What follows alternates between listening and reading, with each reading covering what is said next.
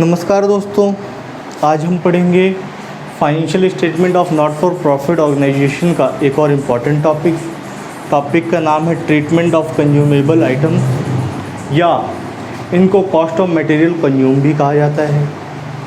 इस लेक्चर में हम समझेंगे कि कंज्यूमेबल्स क्या होते हैं, ठीक है, और क्या वजह है कि इनको स्पेशल ट्रीटमेंट की ज़रूरत पड़ती है और फाइनेंशियल स्टेटमेंट में इनकी क्या ट्रीटमेंट होगी। ठीक है दोस्तों, सबसे पहले आते हैं कि कंज्यूमेबल्स क्या होते हैं। कंज्यूमेबल्स वो गुड होते हैं जो कंटिन्यूस बेसिस पे ख़रीदे जाते हैं और कंटिन्यूस बेसिस पे यूज़ किए जाते हैं। ठीक है, इसका मतलब उनको बार बार ख़रीदना है और उनका बार बार यूज़ करते रहना होता है। ठीक है दोस्तों, अगर आप एक कॉमन मैन की बात करेंगे, ठीक है, तो उनके लिए कंज्यूमेबल्स क्या हो सकते हैं? फूड एंड वाटर, जो कंटिन्यूस बेसिस पे ये खरीदते रहते हैं और यूज करते रहते हैं। ठीक, अगर हम किसी ऑफिस की बात करते हैं तो उसके लिए कंज्यूमेबल्स क्या हो सकते हैं? ऑफिस के लिए कंज्यूमेबल्स हो सकते हैं पेन, पेंसिल, पेपर, इंक वगैरह। ठीक है, जो कंटिन्यूस बेसिस पे ख़रीदे जाते हैं और यूज करते रहते हैं। ठीक, इसका मतलब किसी भी पॉइंट ऑफ टाइम पे अगर आप कॉमन मैन के लिए समझेंगे तो किसी भी पॉइंट ऑफ टाइम पे वाटर और फूड का स्टॉक पड़ा रहेगा। ठीक है, और अगर आप ऑफिस के हिसाब से समझेंगे तो पेपर का कुछ ना कुछ स्टॉक पड़ा रहेगा, पेन पेंसिल पड़ी रहेंगी। ठीक है दोस्तों, तो जो हमारे कंज्यूमेबल्स हो सकते हैं, टू टाइप के हो सकते हैं। एक तो नॉन ड्यूरेबल आइटम हो सकते हैं जो वन टाइम यूज किए जाते हैं। ठीक है, यानी उनको एक बार यूज किया और वो ख़त्म। ठीक है, नॉट फॉर प्रॉफिट ऑर्गेनाइजेशन के केस में हो सकता है, जैसे मेडिसिन हो सकती हैं, स्टेशनरी हो सकती है।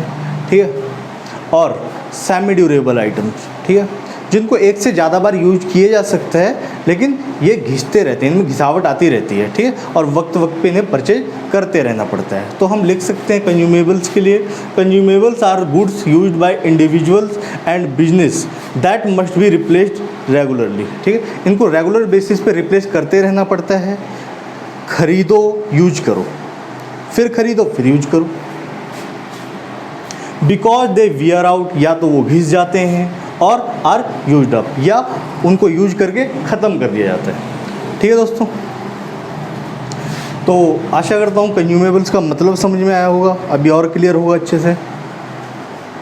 इसको समझने के लिए हम एक एग्जाम्पल लेते हैं। सपोज कर लिए हमारे एक फ्रेंड है मिस्टर ए। ठीक है, मिस्टर ए को चॉकलेट खाने की बहुत गंदी आदत लगी है। हैवी क्वांटिटी में चॉकलेट खाते हैं, खरीदते हैं, खाते हैं, खरीदते हैं, खाते हैं। ठीक है, ऐसा भी नहीं कि इनको चॉकलेट खाने का मन किया तो ये जाते हैं दुकान में, फिर खरीदते हैं, फिर खाते हैं। ये क्या करते हैं, पहले से खरीद के रख लेते हैं। इन्होंने इसके लिए एक बॉक्स मेंटेन कर रखा है। ठीक है, जब भी इन्हें मौका मिलता है चॉकलेट खरीद लेते हैं, बॉक्स में डाल लेते हैं। ठीक है, जब इनका मन करता है विड्रॉ करते हैं और कंज्यूम करते रहते हैं रेगुलर बेसिस पे। ठीक, इसका मतलब किसी भी पॉइंट ऑफ टाइम में अगर इनका बॉक्स अगर हम चेक करें तो कुछ ना कुछ क्वांटिटी मिल जाएगी आपको चॉकलेट की, हमेशा किसी भी पॉइंट ऑफ टाइम पे। ठीक है, आज देखें, कल देखें, या किसी भी पॉइंट ऑफ टाइम पे हम जब भी इनका बॉक्स खोलते हैं कुछ ना कुछ क्वांटिटी पड़ी मिलती है। ठीक, अब इसको ज़रा एक पीरियड लाइन में समझते हैं। मेरा ख्याल है समझ में आ रहा होगा। ये वो केस नहीं है कि जब आपको ज़रूरत पड़ती है तब आप खरीदते हैं और कंज्यूम करते हैं। ये वो केस है जब पीरियोडिक बेसिस पे आप खरीदते रहते हैं रेगुलरली, और जब ज़रूरत पड़ती है तो अपने उस स्टॉक में से कंज्यूम करते रहते हैं। ठीक है दोस्तों, अब देखते हैं, सपोज करते हैं एक फाइनेंशियल ईयर में उन्होंने 10,000 चॉकलेट खरीदी। ठीक। फाइनेंशियल ईयर में या एक ड्यूरेशन में उन्होंने 10,000 चॉकलेट खरीदी। उस 10,000 में से उन्होंने कंज्यूम की 7,000 चॉकलेट।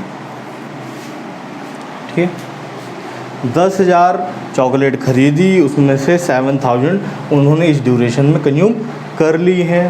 ठीक है, तो इस पॉइंट ऑफ टाइम में अगर मैं कहूँ स्टॉक क्या बचा, ठीक है, तो goods available for consumption,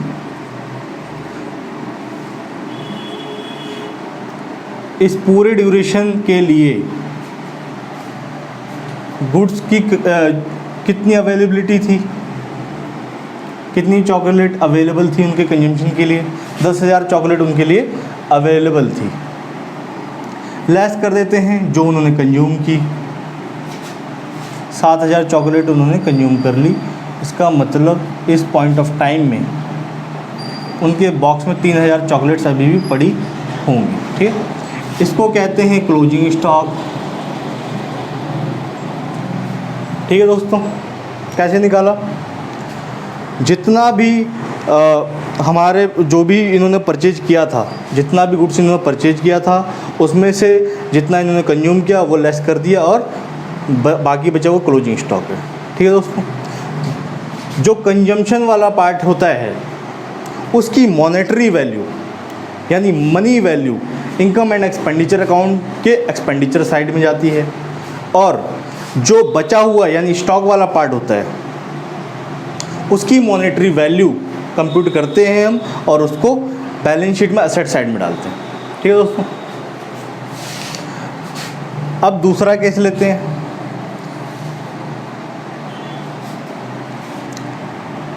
suppose करते हैं इस पॉइंट ऑफ टाइम में जब हमने उनके बॉक्स को देखा था तो उसमें 2,000 चॉकलेट पड़ी हुई थी। ठीक है, यानी पीरियड की शुरुआत में 2,000 चॉकलेट पड़ी हुई थी और इस ड्यूरेशन में उन्होंने 10,000 चॉकलेट परचेज की हैं। ठीक है,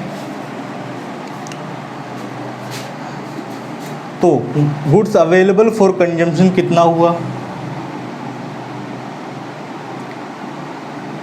इसको कहेंगे हम ओपनिंग स्टॉक, क्योंकि पीरियड की शुरुआत में ही इतना स्टॉक पड़ा हुआ था। तो ओपनिंग स्टॉक जो है 2,000 रुपये, सॉरी 2,000 रुपये नहीं है, ये क्वांटिटी है। ठीक है, या आप पैकेट्स बोल सकते हैं, प्लस परचेज किया हमने ड्यूरिंग द ईयर 10,000। ठीक है, अगर यहाँ पे इस पॉइंट ऑफ टाइम में कुछ स्टॉक पड़ा है तो जाहिर है कि वो इस पीरियड में नहीं खर्च हुआ था या इस पीरियड में कंज्यूम नहीं हुआ था, तो अब कहाँ कंज्यूम होगा, ये आने वाले पीरियड में कंज्यूम होगा। ठीक है दोस्तों, तो जाहिर है अगर यहाँ पे अगर कोई स्टॉक या गुड्स की अवेलेबिलिटी है वो अब इस पास्ट में तो नहीं खर्च होगी, अब आगे फ्यूचर में ही खर्च होगी। ऐड कर लेते हैं, यानी 12,000 चॉकलेट्स की अवेलेबिलिटी थी इस ड्यूरेशन में। ठीक है दोस्तों, उस 12,000 में से इन्होंने 8,000 चॉकलेट की कंजम्पशन कर ली। ठीक है, तो लेस कर देते हैं कंज्यूम, टोटल अवेलेबिलिटी कितनी होगी, गुड्स अवेलेबल फॉर कंजम्पशन,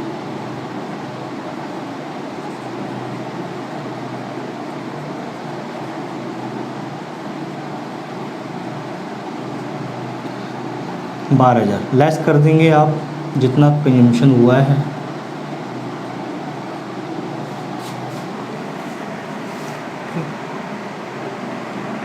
$8,000। तो बचा हुआ जो चॉकलेट होंगी वो इस पॉइंट ऑफ टाइम में बच गई हैं। ठीक है, इसका मतलब ये क्लोजिंग स्टॉक है, ये ओपनिंग स्टॉक है और ये क्वांटिटी खरीदी है ड्यूरिंग द ईयर। ठीक है दोस्तों, तो आसान है। हमने क्या किया, कंजम्पशन जो था, कंजम्पशन वाला जो पार्ट था 8,000 चॉकलेट, वो लेस किया 12,000 में से, तो 4,000 बचा क्लोजिंग स्टॉक। ठीक है,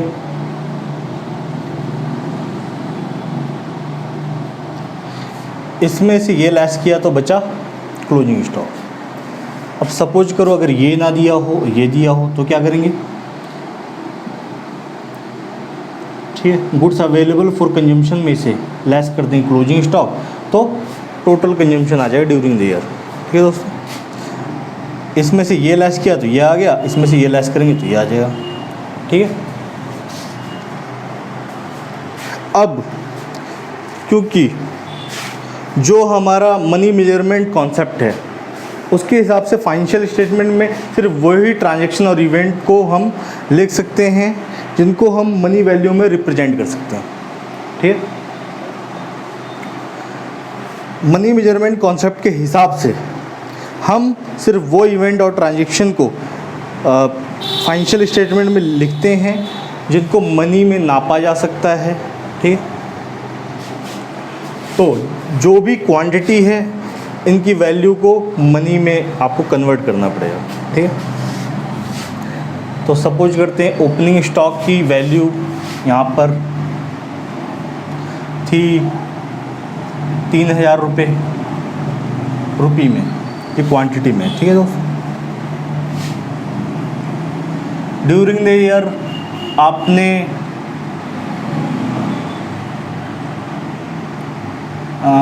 सपोज करते हैं 30,000 रुपये की चॉकलेट खरीदी। ठीक है,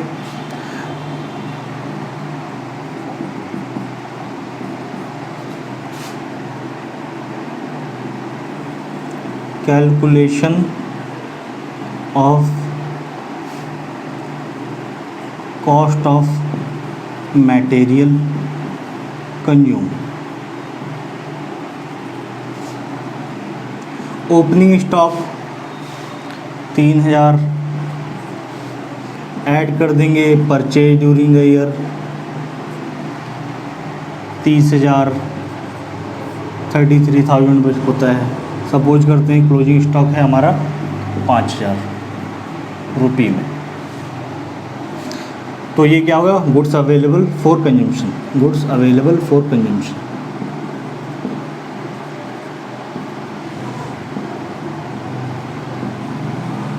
ठीक है, लेस कर देंगे क्लोजिंग स्टॉक जो था 5,000,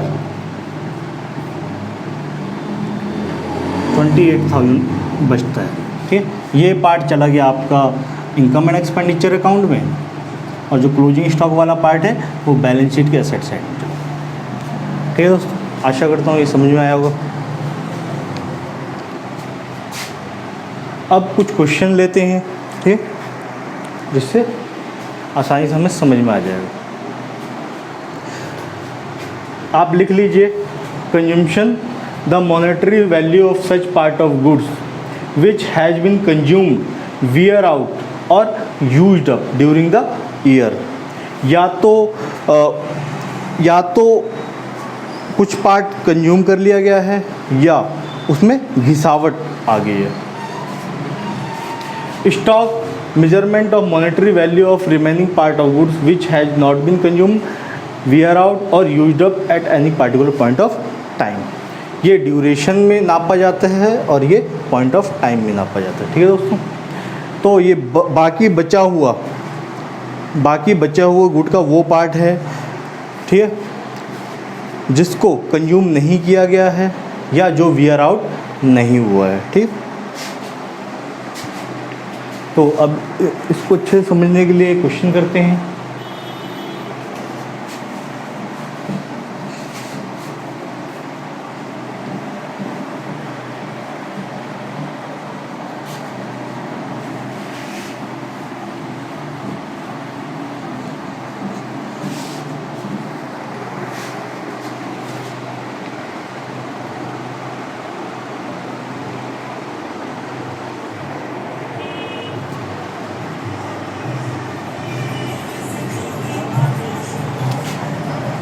case number 1,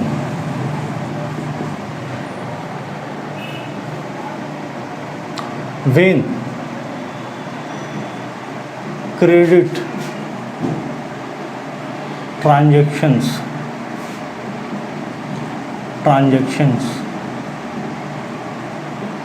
are not given in additional information.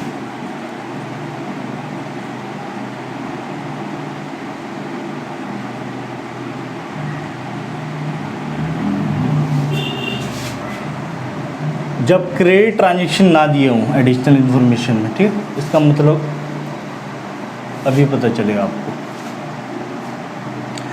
N extract of receipt and payment account given है for the year ended 31 March 2019 ले लेते हैं, financial year. Receipt and payment account की पेमेंट साइड में bye हम consumable item मानते हैं stationery है, वैल्यू लेते हैं 10,000 रुपये।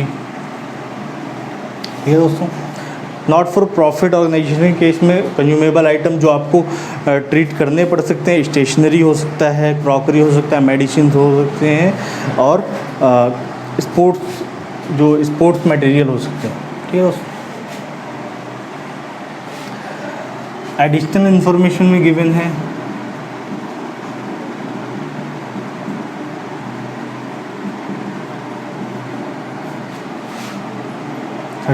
March 2018 ओपनिंग की इंफॉर्मेशन है और क्लोजिंग की इंफॉर्मेशन है। 31 मार्च 2019 स्टॉक ऑफ स्टेशनरी,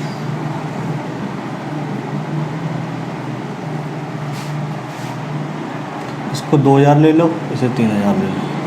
ठीक है, सॉल्यूशन कैसे करेंगे? An extract of income and expenditure account for the year ended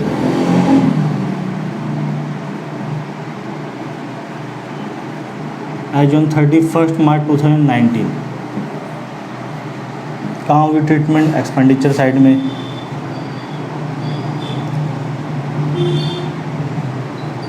two stationary,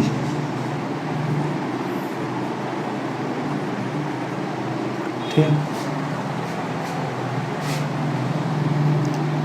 purchase हुआ है ड्यूरिंग द ईयर 10,000। ऐड करेंगे ओपनिंग स्टॉक जो है 2,000 और लेस कर देंगे क्लोजिंग स्टॉक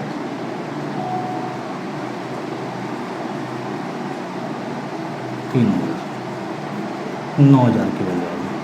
ठीक है दोस्तों, अगर सपोज करते हैं यहाँ पर सिर्फ स्टेशनरी का अमाउंट दिया हुआ है, कितना पैसा स्टेशनरी के लिए पे किया हमने, एडिशनल इन्फॉर्मेशन अगर कुछ दिया नहीं है, इसका मतलब जो स्टेशनरी के लिए जो पैसा दिया है वो इतना रिलेवेंट अमाउंट नहीं था।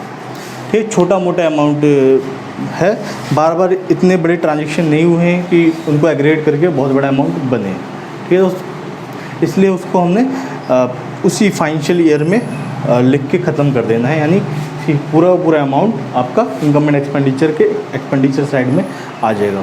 ठीक है, हम मानेंगे कि जितनी भी स्टेशनरी परचेज की उस ड्यूरेशन में सारी स्टेशनरी उसी ड्यूरेशन में कंज्यूम कर ली हमने। ठीक,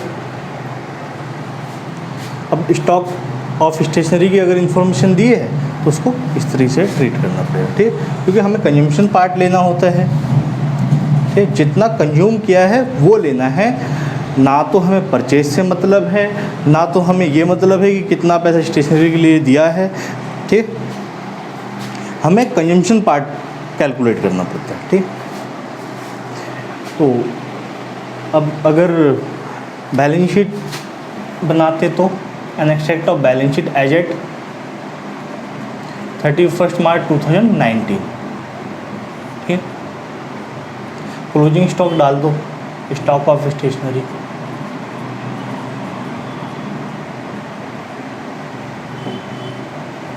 ₹3,000।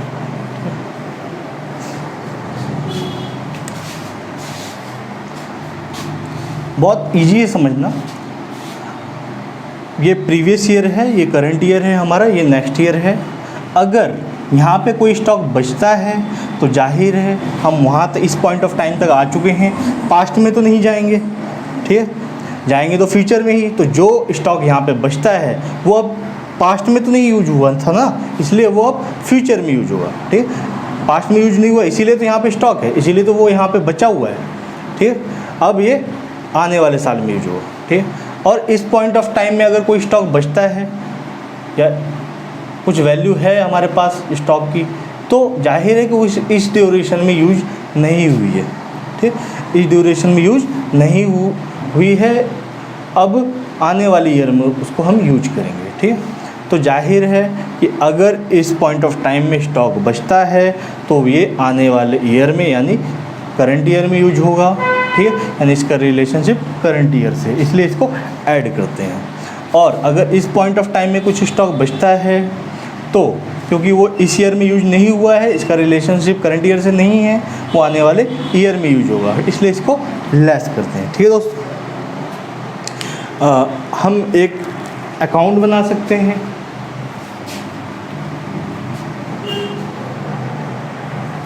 स्टॉक ऑफ स्टेशनरी का अल्टरनेटिव केस में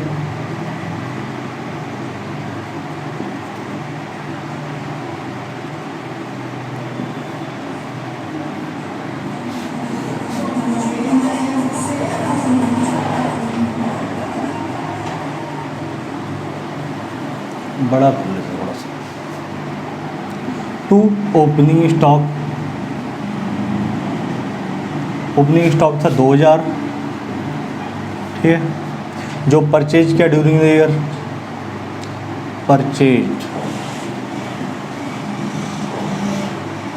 10,000 लेस कर देंगे closing stock by closing stock, value है 3,000। ठीक है, 12,000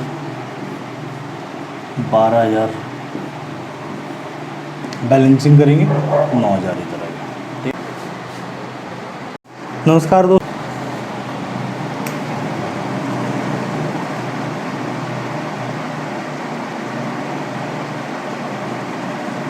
credit transaction given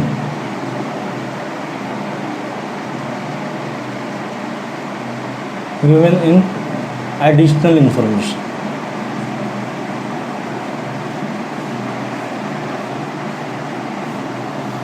stock of stationery given है, creditor for stationery, opening creditor दिया हुआ है, क्लोजिंग क्रेडिटर दिया हुआ 5,000, advance for stationery,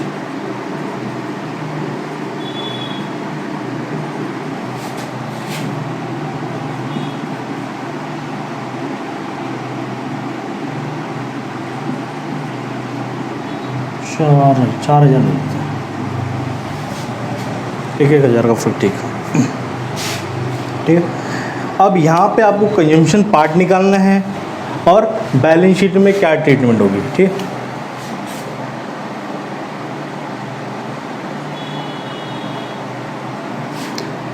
show the treatment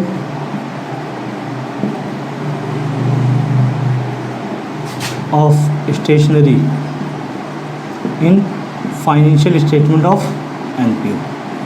ठीक है दोस्तों, सॉल्यूशन करते हैं।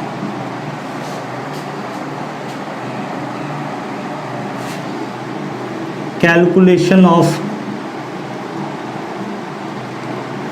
कॉस्ट ऑफ मटेरियल कंज्यूम,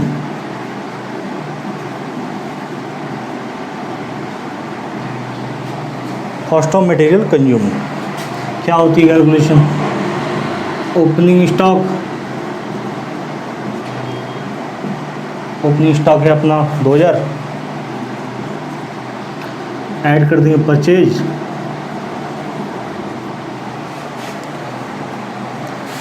ये अमाउंट परचेज नहीं है, ये अमाउंट परचेज नहीं है जैसे प्रीवियस क्वेश्चन में था, कुछ एडिशनल इन्फॉर्मेशन नहीं थी तो हमने कहा कि भाई जितना पैसा हमने दिया है उतनी की स्टेशनरी भी आई है।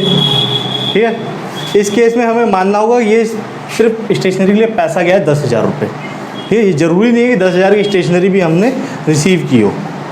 ठीक है दोस्तों, वहाँ पे एडिशनल इन्फॉर्मेशन नहीं थी, तो हमने माना था कि 10,000 रुपये गया और 10,000 रुपये की स्टेशनरी आई है, ठीक है। उसमें से हमने कंजम्पशन पार्ट कैलकुलेट किया और उसको इनकम एंड एक्सपेंडिचर में डाल दिया, ठीक है। और स्टॉक वाला पार्ट बैलेंस शीट में डालना था। तो परचेज तो है नहीं अपने पास, लेस कर दें क्लोजिंग स्टॉक। क्लोजिंग स्टॉक है 3,000, परचेज वाला पार्ट फाइंड करना पड़ेगा, ठीक है। बची हुई 4 इन्फॉर्मेशन से साथ ही साथ इससे, ठीक। अब इसको समझने के लिए हम एक पीरियड लाइन ड्रॉ करते हैं।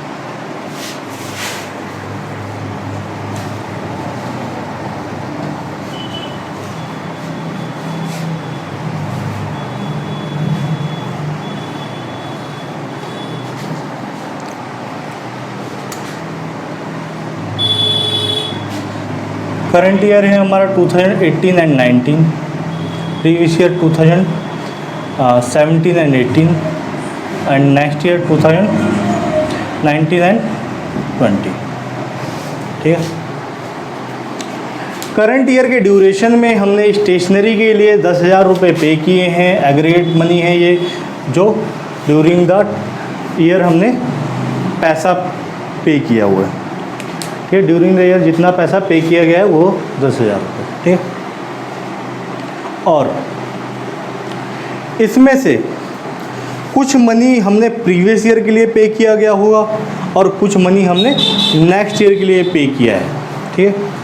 इसका मतलब इसको 3 पार्ट में डिवाइड कर लेना है, ठीक है। ये अमाउंट जो हमने 10,000 पे किया गया है उसमें से कुछ मनी प्रीवियस ईयर के लिए है, कुछ मनी नेक्स्ट ईयर के लिए है, बाकी बचा हुआ मनी आपका करंट ईयर के लिए, ठीक है। कौन सा मनी है जो प्रीवियस ईयर के लिए है? Creditor for stationery. मतलब क्या हुआ भाई, इस ड्यूरेशन में हमने उधार स्टेशनरी परचेज की, इस ड्यूरेशन में उधार स्टेशनरी परचेज की, यानी इसका यूज हमने प्रीवियस ईयर में कर लिया, लेकिन क्रेडिटर रह गए इस पॉइंट ऑफ टाइम में। अगर इस पॉइंट ऑफ टाइम में क्रेडिटर हैं, इसका मतलब ये है कि उनसे उधार हमने परचेज किया होगा प्रीवियस ईयर, ठीक है दोस्तों। तो इसका रिलेशनशिप प्रीवियस ईयर से और कोई फर्दर इन्फॉर्मेशन नहीं है, तो हम मानते हैं कि प्रीवियस ईयर के क्रेडिटर को हमने पैसा दिया होगा, उसका अमाउंट इंक्लूड होगा इस 10,000 में, ठीक है। ये रहा,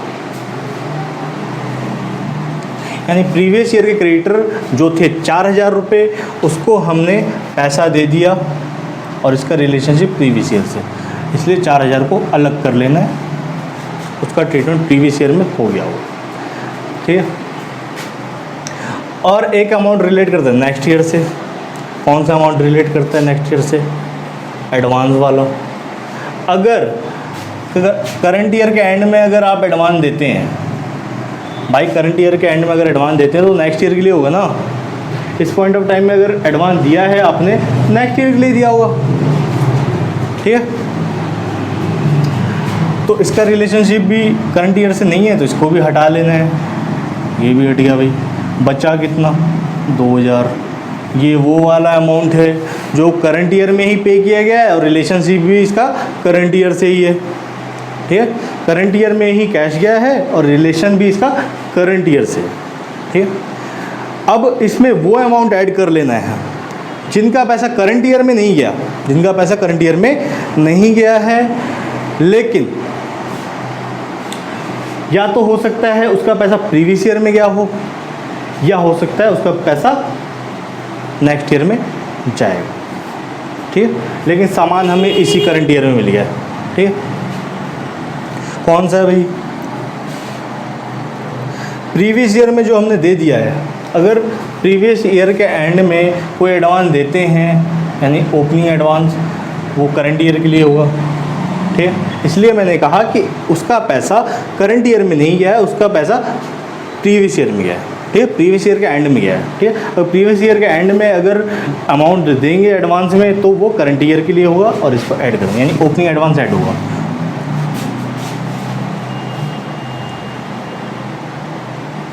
ओपनिंग एडवांस ऐड होगा 3000, ठीक है। और करंट ईयर के एंड में कुछ क्रेडिटर दिए हुए हैं, ठीक है। अगर एंड में क्रेडिटर दिए हैं इसका मतलब उधारी तो हमारी करंट ईयर की है, इसीलिए तो एंड में क्रेडिटर है, ठीक है। करंट ईयर में हमने उधार लिया हुआ इसीलिए एंड में क्रेडिटर आ गए, ठीक है। उनको पैसा नहीं दिया अभी तक हमने, लेकिन उनसे स्टेशनरी तो आई है, स्टेशनरी आई है तो हो सकता है कंज्यूम भी हुई हो करंट ईयर में, ठीक है। इसलिए हम मानेंगे कि जो क्रेडिटर हैं एंड में उसका जो सामान है वो हमने करंट ईयर में यूज किया होगा, इसलिए उसको भी ऐड कर लेते हैं। इसका रिलेशनशिप करंट ईयर से, लेकिन उसका पैसा आने वाले ईयर्स में जाएगा। 5000 ऐड हो गए, क्या हुआ 8 2 10 10,000 बन गया। परचेज का अमाउंट कितना हो गया 10,000। इसका मतलब टोटल स्टेशनरी हमने परचेज कितनी की करंट ईयर में 10,000 की स्टेशनरी परचेज की है। अब कंजम्पशन वाला पार्ट निकालना है, ठीक है। 12 में से 3 के 9,000 कंजम्पशन का पार्ट है। ये आपका इनकम एंड एक्सपेंडिचर अकाउंट में चला गया, ठीक है। अब इसको थोड़ा फॉर्मल तरीके से सॉल्व करते हैं।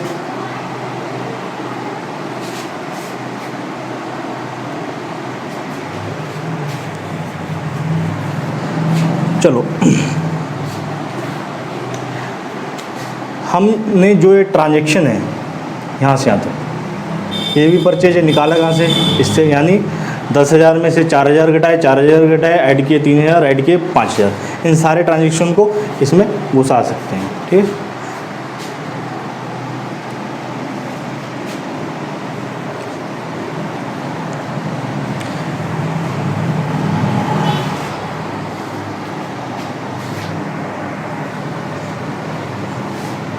क्या किया था हमने,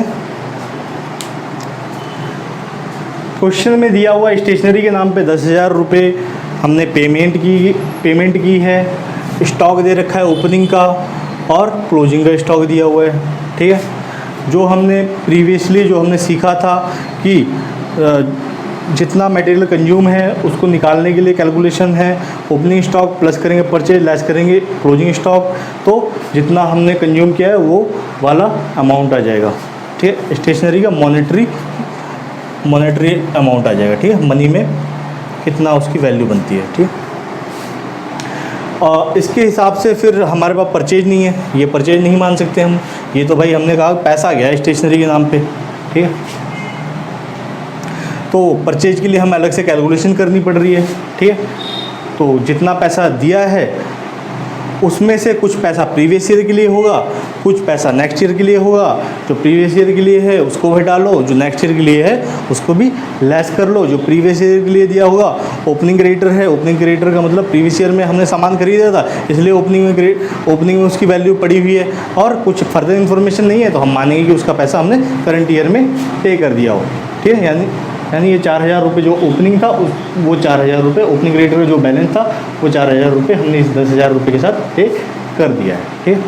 और जो नेक्स्ट ईयर के लिए जो मनी दिया है, अगर भाई करंट ईयर के एंड में अगर कोई एडवांस दिया जाता है तो नेक्स्ट ईयर के लिए दिया जाता है, ठीक है। उसका रिलेशनशिप भी करंट ईयर से नहीं है, उसको हमने नेक्स्ट ईयर के लिए दिया इसलिए उसको भी लेस कर लिया, ठीक है। अब उसमें जो बचा हुआ मनी है, जो बचा था हमारा 2,000 रुपये बचा था, ठीक है, उसमें हमने ऐड कर लेना है वो मनी जो करंट ईयर के लिए पे किया गया है, लेकिन कब पे किया गया है, या तो प्रीवियस ईयर में पे किया है या आने वाले ईयर्स में पे करेंगे, ठीक है। इसका रिलेशनशिप करंट ईयर से है, ठीक है, इसलिए इसको ऐड कर लेना है। कौन कौन सा अमाउंट है, एक तो एडवांस फॉर स्टेशनरी, अगर ओपनिंग में एडवांस देते हैं, अगर ओपनिंग या प्रीवियस ईयर में एडवांस देते हैं, प्रीवियस ईयर के एंड में अगर एडवांस देते हैं तो वो करंट ईयर के लिए होगा, इसलिए उसे ऐड कर लेना, ठीक है। और अगर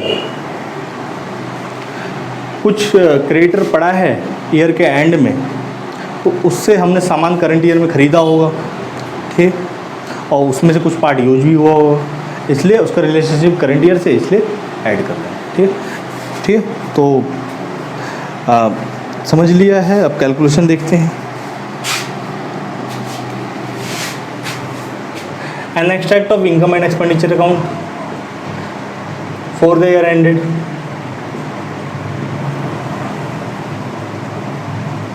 एज ऑन 31 मार्च 2019।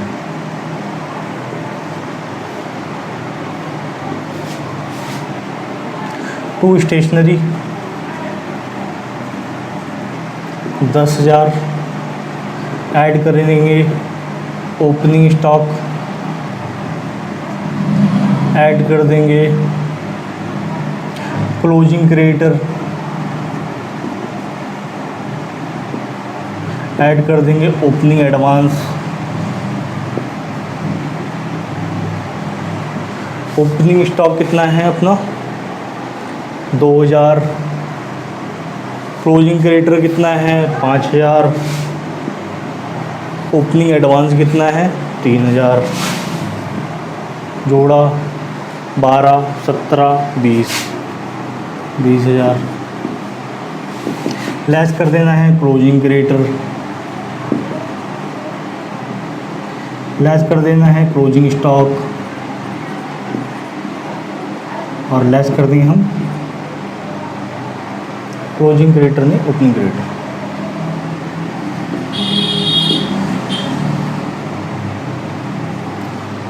लेस कर दें क्लोजिंग एडवांस।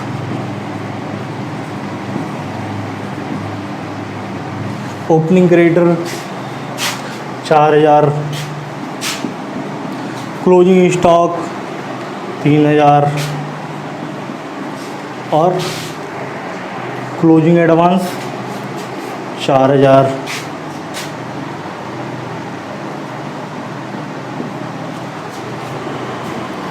$9,000।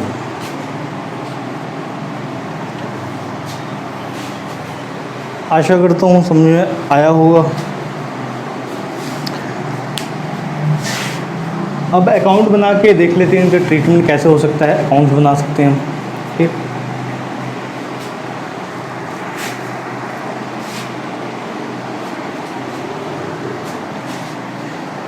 ये तो हो गया आपका इनकम एंड एक्सपेंडिचर। में बैलेंस शीट में देखते हैं। करंट ईयर की बैलेंस शीट भी बना लेता हूँ और प्रीवियस ईयर की। As at 31 March 2019 current year में, ठीक है। क्लोजिंग क्रेडिटर कितने थे? Closing creditor 5,000। क्लोजिंग एडवांस कितना था?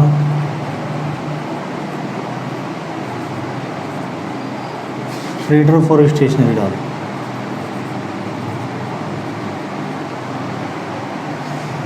Closing advance 4,000। Closing stock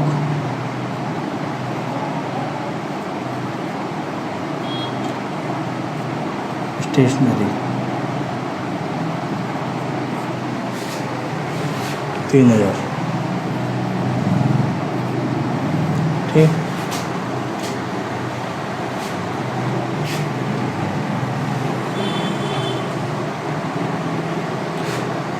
opening balance sheet के लिए यहाँ पर डाल देते हैं। Opening balance sheet as at 31 March 2018 डाल लेना। क्रेडिटर पड़ा हुआ है अपना opening creditor for stationery, advance for stationery,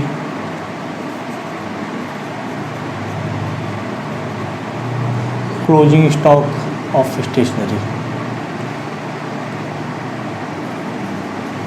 previous year में क्लोजिंग स्टॉक ही माना जाएगा। प्रीवियस ईयर में क्लोजिंग स्टॉक और करंट ईयर के लिए ओपनिंग स्टॉक, ठीक है। क्रेडिटर प्रीवियस ईयर में क्रेडिटर कितना है 4,000। एडवांस कितना है 3,000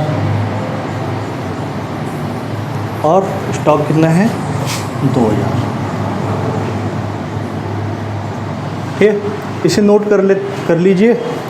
फिर अकाउंट बनाते हैं इसका, ठीक।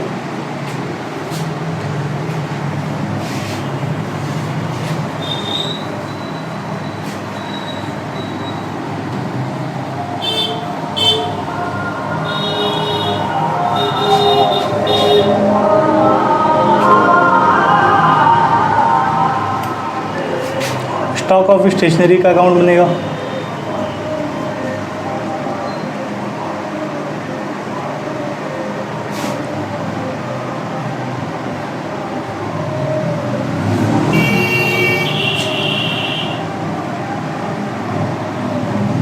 सप्लायर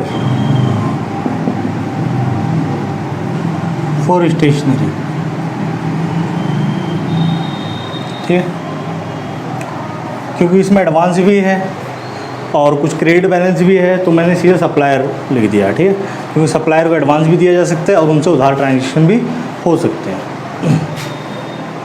ओपनिंग स्टॉक है 2000, closing stock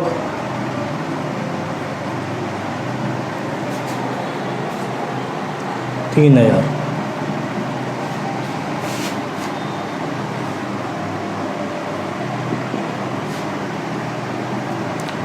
to purchase of stationery नहीं पता, बाय इनकम एंड एक्सपेंडिचर को ये बैलेंसिंग फिगर से आएगा, ठीक है। To advance for stationery BD, advance क्या है भाई 3000 रुपये, by advance for stationery CD 4000,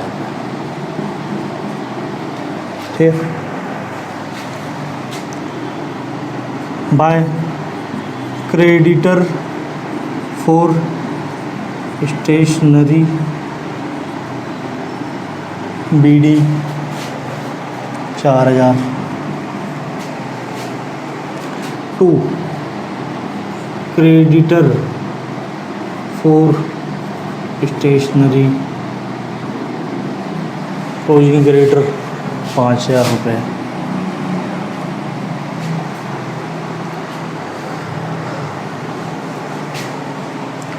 to cash या बैंक 10,000, ठीक।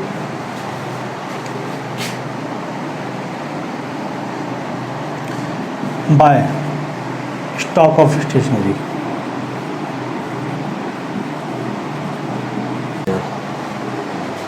ठीक, ये हो गया 18,000, उसमें से 10,000 बचा। 10,000 कहाँ जाना है, परचेज यहाँ पे, ठीक है। ऐड किया 12,000, यहाँ पे भी ऐड किया 12,000, ये बचा 9,000, ये इनकम एंड एक्सपेंडिचर अकाउंट में डाल दो, ठीक है। तो दोस्तों आशा करता हूँ समझ में आया होगा। कैसा लगा आपको मेरा वीडियो कमेंट सेक्शन में बताइएगा। अगर पसंद आया तो लाइक कीजिए, अगर नहीं पसंद आया तो डिसलाइक कीजिए। अगर आप किसी स्पेसिफिक टॉपिक पे वीडियो चाहते हैं तो मुझे कमेंट सेक्शन में बताइए, ठीक है। कोशिश करूँगा कि मैं उसे बना पाऊँ, ठीक है दोस्तों। नमस्कार।